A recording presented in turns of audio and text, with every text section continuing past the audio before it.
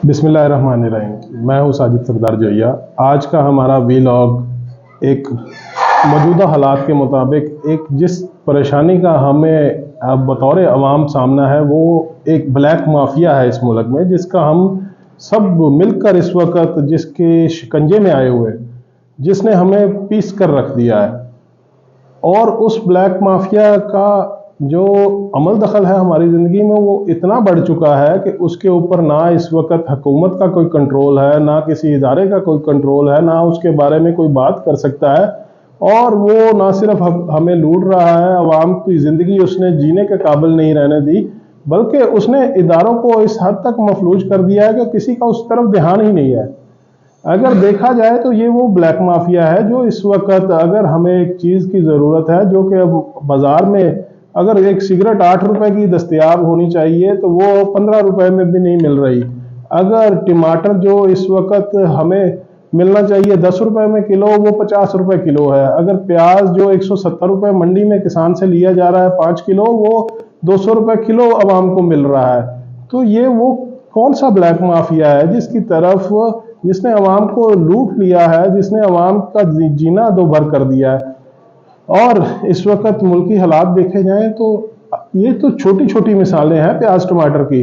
अगर आप एक मोबाइल लेने जाएं तो जो मोबाइल कंपनी का रेट 30,000 रुपया है, वो 65,000 रुपये में मिल रहा है।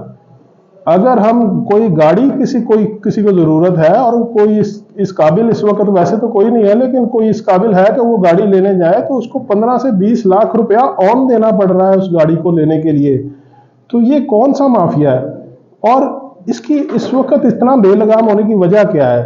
तो इसकी जो मेन बेसिक वजह है वो है इस वक्त हमारे हुकूमती इदारे, हुकूमत और उसके जो इंतज़ामिया, उसका इस वक्त इस तरफ कोई ध्यान ही नहीं कि मुल्क किस सिमत में जा रहा है। वो सिर्फ इस वक्त ऑपोजिशन अपनी तरफ से ऑपोजिशन कर रही है। वो कहते हैं कि हमने मुल्क को चलने नहीं देना, हमें इलेक्शन चाहिए। हुकूमत कहती है जो जितना लूट सकता है लूट ले। तो इस तरह तो ये निज़ाम इस तरफ जा रहा है कि लोग एक दूसरे के, हमें तो ये नहीं पता कि हमने आज रात को अगर खाना खा लिया है तो कल सुबह की रोटी मुयसर होगी भी कि नहीं। तो अगर ये हालात इसी तरह रहे तो हमारा मुल्क तो दिवालिया तो तकरीबन हो चुका है, बल्कि अगर सही टर्म इस्तेमाल की जाए तो डिफ़ॉल्ट तो हम कर चुके हैं। तो ये जो दिवालियापन है, इससे निकलना है हमने ना सिर्फ अपने मुल्क को निकालना है, और इससे निकलने का जो बेसिक ज़रिया है वो है अगर हम अपने मुल्क की जो यहाँ पे लोग बसते हैं उनको रोज़गार दें। अगर हम उनको रोज़गार देंगे, उनको कारोबार देंगे, तो वो रोज़गार करके हमारे मुल्क को किसी जगह पहुँचाएंगे। हमारी जो इस वक्त अफरादी कुव्वत बैरून मुल्क गई हुई है, उनको प्रोटेक्शन दें। हमारे मुल्क के जो हुनरमंद बाहर वर्क कर रहे हैं, वहाँ से हमें डॉलर भेज रहे हैं, और हमारी हुकूमत इस कदर बेहिस है कि उसको ये भी नहीं पता कि बाहर इस वक्त सऊदीया में पिछले साल सबसे ज़्यादा सर कलम जो किए गए हैं जिस मुल्क के बाशिंदों के, वो पाकिस्तानी हैं। तो हम इतने गए गुजरे हैं कि जो लोग हमें बाहर से हमारे लिए कमाइयाँ करके भेज रहे हैं, हम उनके पीछे पैरवी भी नहीं कर सकते। और अगर हमने अपने मुल्क का हालात इसी तरह रखने हैं, हुकूमत की अदम तवज्जो ही रहनी है, इदारे अपनी जगह पे लूट खसूट करते रहेंगे, अपनी मनमानियाँ करते रहेंगे, हर बंदे ने अपनी मर्जी करनी है, तो अवाम तो इस तरह इन मिडल मैनों से, इन ब्लैक माफिया से लुटती रहेंगी। अभी रमज़ान आना है, उस वक्त पूरी दुनिया में मुसलमानों के लिए सहूलतें होंगी, लेकिन हमें पाकिस्तान के हालात पता है। यहाँ पे जो चीज़ हमें 100 रुपए की मिलती है, वो रमज़ान में 250 की भी नहीं मिलनी। तो अगर आज हालात ये हैं तो रमज़ान के वक्त क्या होगा? तो हमें बतौर कौम हमें सोचने की ज़रूरत है कि क्या ये जो सियासी पार्टियाँ और ये जो इदारे हमारे मुल्क के साथ कर रहे हैं, ये क्या ये ठीक है?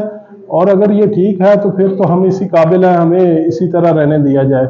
और अगर हम लोग ये चाहते हैं कि हमने अपने मुल्क को बेहतर करना है, उसकी तरक्की में कोई किरदार अदा करना है, तो हमें बतौर अवाम उठने की ज़रूरत है। हमें अपने ईमान को बेहतर करने की ज़रूरत है। वो वक्त नहीं रहा कि दिल में बुरा कहते रहे तो हालात बदल जाएंगे। आज हमें बोलने की ज़रूरत है, और अगर ये बोलने से भी काम नहीं होता तो फिर तो सीधी सी बात है, हमारे पास तो एक हक वोट का ही है। جب وہ ووٹ ملے تو اگر ہم اس کو صحیح اپنا استعمال کر گئے تو ہو سکتا ہے ہمارے حالات کچھ بہتر ہو جائے۔ آپ میں سے اور ہم میں سے، اس عوام میں سے اس کا حقیقی نمائندہ کوئی اسمبلی میں جائے گا تو وہ آپ کے لیے بولے گا، ورنہ ان عمرہ، ان اشرافیہ، ان جاگیرداروں نے تو اسی طرح لوٹ مار کرتے رہنا ہے، اور ہم اس لوٹ مار کے نیچے اسی طرح آج حالات جو ہیں، کل یہ 70 سال سے یہی پالیسی چل رہی ہے، حالات نازک رہے اور نازک رہیں گے۔ برے پہلے آج سے اچھے تھے، آج برے ہیں، کل اس سے بھی برے ہوں گے۔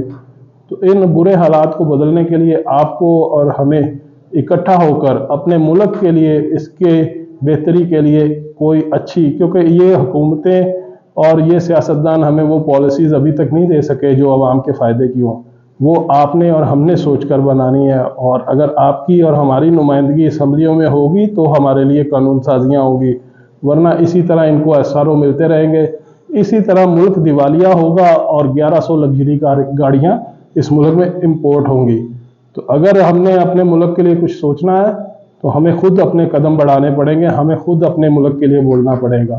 تو میری آپ سب دوستوں سے یہی گزارش ہے کہ آپ کا اس بارے میں جو بھی پیغام ہے وہ ہمارے ساتھ اپنی آواز کو آگے پھیلائیں، تاکہ یہ ملک اور اس کی بہتری کے لیے ہم اپنا حصہ ضرور ڈالیں۔ پاکستان زندہ باد۔